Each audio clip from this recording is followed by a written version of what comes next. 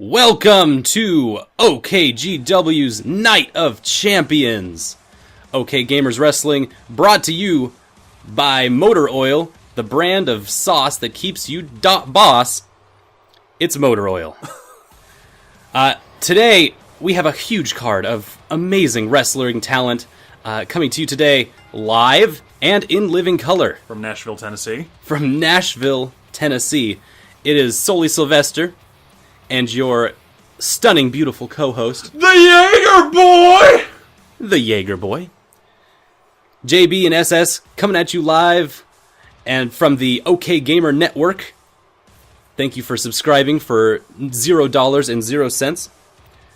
Our first match today, first match of the card, is Seth Rollins versus Ricky Steamboat. Opening of the show, a fantastic match, something that we thought would never, ever happen. Ricky Steamboat has been retired for 20 plus years, but he's back at it again to prove to this young buck that he still has what it takes to be the best flipper in the business. Seth Not Rollins, only that, we knew that Ricky Steamboat would be down for anything, because there's nothing that man loves more than entering the ring. However, Seth Rollins has been on injury. He is coming back and says that he can flip with the rest of them.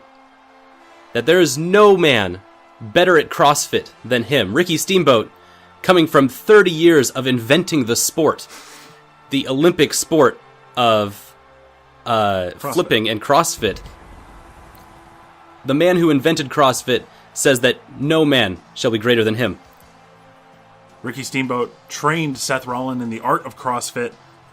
Seth Rollins, young, arrogant man with a lot left to prove, but he's proving it every day, saying that he is the best at CrossFit and the best at flipping and the best at professional wrestling. He had no idea when he said that to Triple H, that Triple H, the old school wrestling fan that he is, would book him against his master, Ricky Steamboat.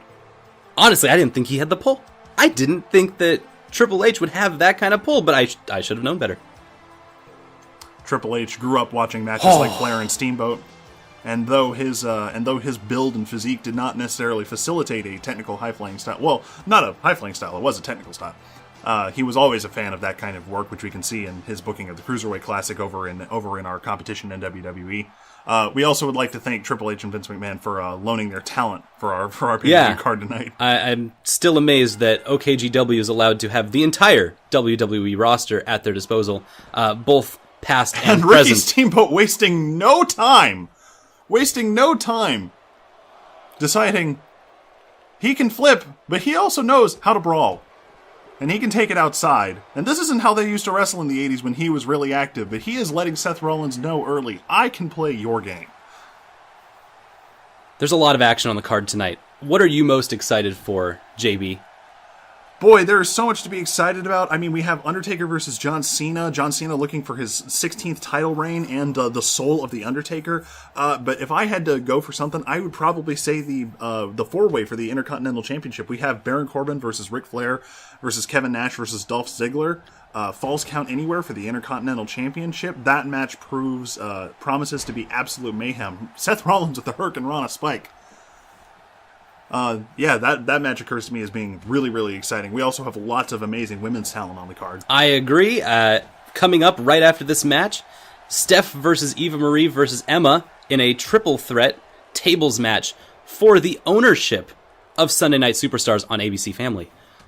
Something that I never thought we would be able to see, and you only get to see that here.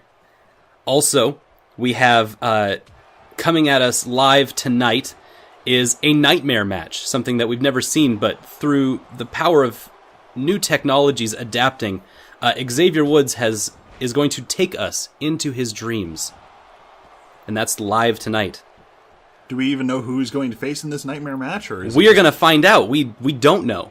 He's going to allow us into his dreams, and we're going to see the inner workings of Xavier Woods deep inside and see what he thinks of himself. I think it's going to be a daring look in the eyes and mind of a professional wrestler. Oh, Ricky Steamboat taking a middle turnbuckle directly to the face. Seth Rollins has had complete control of this match. Despite Ricky Steamboat starting strong early. Schoolboy into the super kick. He's pinned, but that should be a rope break. Ref not noticing. That was almost 3. But Ricky Steamboat Ricky Steamboat kicking out of what is an established finisher for so many superstars, and he says, back in the day, that didn't end matches. That was what he ate every day for lunch. Along with a light salad. And probably breakfast and dinner, because these old NWA guys, they used to work ridiculous schedules. I don't know if you knew this, but these guys would sometimes work as many as 3 or 4 matches in a day, sometimes in different countries. Especially if you were the world's heavyweight champion, like Ric Flair was. Ric Flair coming up later tonight. He's fighting for the He's fighting to defend his Intercontinental Championship against his bitter rival and against some up-and-coming superstars. Against bitter rival Dolph Ziggler, who of course sees himself as the heir to the classical sort of NWA-style throne. And then we've got Kevin Nash, who of course will just never let the spotlight not be on him. And Baron Corbin, the current hardcore champion, who... Wait, is he...